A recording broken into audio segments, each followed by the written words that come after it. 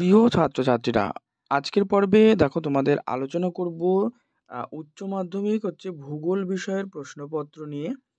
এটা অরিজিনালি একটি প্রশ্নপত্র এবং তোমাদের ভূগোল বিষয়ে কিন্তু 70 মার্কসের পরীক্ষা হয়। এবং দেখো এখানে লেখা রয়েছে টেস্ট এক্সামিনেশন 2024। তো এটা তোমাদেরই প্রশ্নপত্র পরীক্ষার, যেখানে এই প্রশ্নগুলো সহ আমি উত্তর আলোচনা করব, যেখানে বড় প্রশ্ন রয়েছে এবং এমসিকিউ এসএকিউ রয়েছে। তো সর্বপ্রথমে যেটা রয়েছে দেখো, নিম্নলিখিত প্রশ্নগুলোর উত্তর দাও, বিকল্প প্রশ্নগুলো লক্ষণীয়। তবে এখানে তোমরা এই বড় প্রশ্ন হলেও এখানে কিন্তু অথবা দিয়ে প্রশ্নগুলো পাবে। তো এগুলো 7 মার্কসের প্রশ্ন। কিছু প্রশ্নে তোমরা পার্ট কোয়েশ্চেন পাবে, যেমন 6+1 বা এটা পাবে যে 4+3 বা 3+2+2, এইভাবে কিন্তু এই প্রশ্নগুলো পাবে। তো উত্তরগুলো লেখা খুবই সহজ। 7 মার্কস মানেই যে খুবই আকারে বড় তা কিন্তু নয়।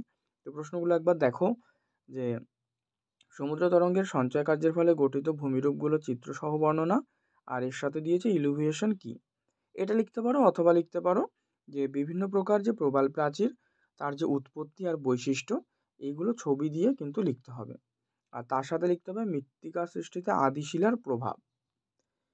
দাগ দেওয়া রয়েছে চিত্র সহ বিভিন্ন প্রকার যে জল নির্গমন প্রণালী রয়েছে, তার নিচস্থ যে ভূতাত্ত্বিক গঠন সম্পর্কে ব্যাখ্যা লিখতে হবে উদাহরণ সহ।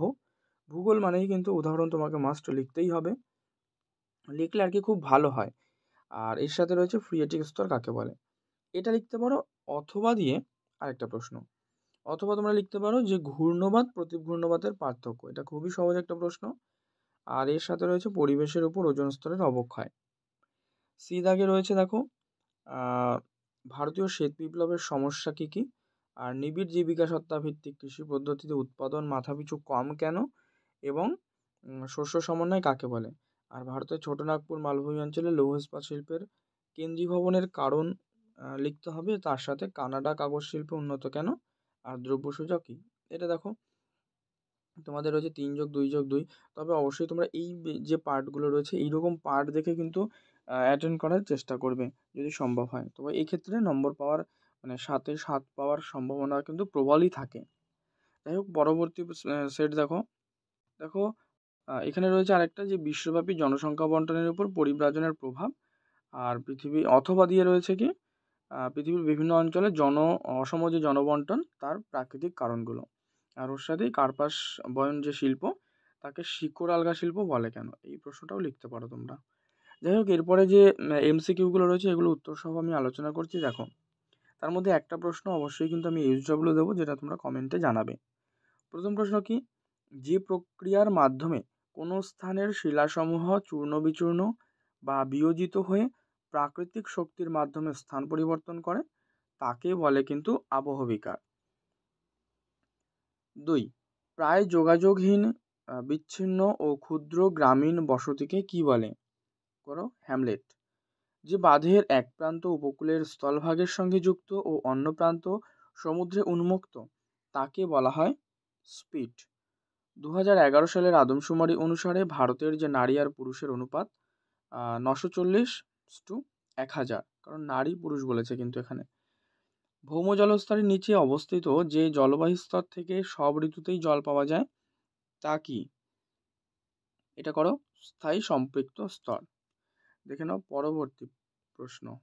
প্রশ্ন রয়েছে 6 নম্বরে, সমঢালযুক্ত শৈলশিরার উপর গড়ে ওঠা জল নির্গম প্রণালী প্রধানত কেন্দ্রমুখী মৃত্তিকা বিজ্ঞানের জনক বলা হয়, এটা করো ডকুচেভ, ঠিক আছে। এল নিনো দেখা যায় কোথায়, এল নিনো কিন্তু দেখা যায় প্রশান্ত মহাসাগরে। কস্টিক সোডা ও সোডা অ্যাশ কাঁচামাল হিসাবে ব্যবহার করা হয় কোথায়, এটি ব্যবহার করা হয় কাগজ শিল্পে। ভারতের প্রথম জীবমণ্ডল সংরক্ষণ যে অঞ্চল, সেটা নীলগিরি। সেবা ক্ষেত্রের কাজকর্মে নিযুক্ত যে কর্মী, তাদেরকে কিন্তু বলা হয় আচ্ছা এটা করো গোলাপি পোশাকের কর্মী। কোনটি সোলাম স্তর, সোলাম স্তর এ এবং বি দুটোই, ঠিক আছে। অপশন ডি করবে কারেক্ট, এ ও বি স্তর দুটোই।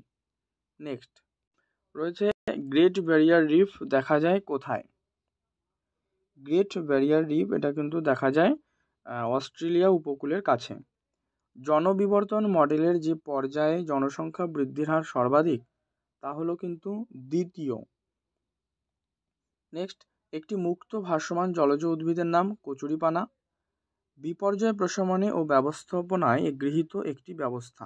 এই যে প্রশ্নটি, এইটা তোমরা কমেন্টে জানাবে যে উত্তর কোনটা হবে।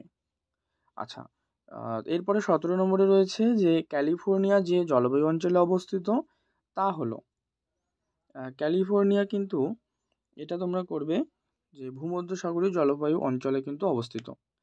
আমেরিকা যুক্তরাষ্ট্রের ডেট্রয়েট বিখ্যাত মোটর গাড়ি শিল্পের জন্য। নেক্সট রয়েছে ভারতের যে নীল বিপ্লব যে পণ্য উৎপাদনের সঙ্গে জড়িত।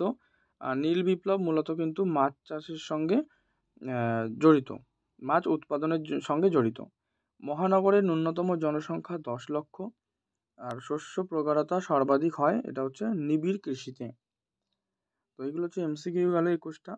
আর এরপরে রয়েছে 14টা তোমাদের এসএ কিউ, যেটা তোমাদেরকে দু এক কথায় কিন্তু লিখতে হবে 20 থেকে 25টা শব্দের মধ্যে। এখানেও অথবা দিয়ে তোমরা কিছু প্রশ্ন পাবে, এগুলো দেখে নাও, আলোচনা করছি না। যদি কোনো প্রশ্নের উত্তর প্রয়োজন হয় অবশ্যই কিন্তু কমেন্টে লিখবে, সেই সমস্ত প্রশ্নের উত্তরগুলো তোমাদেরকে কিন্তু দিয়ে দেওয়া হবে।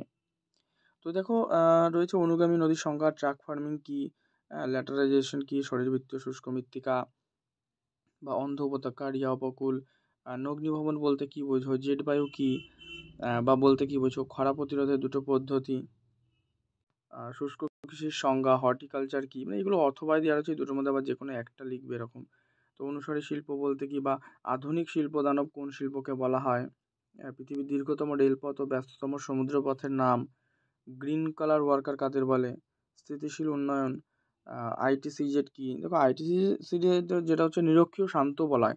আচ্ছা, এই আইটিসিজেড এর ফুল ফর্মটা তোমরা কিন্তু কমেন্টে লিখবে, ঠিক আছে? ফুল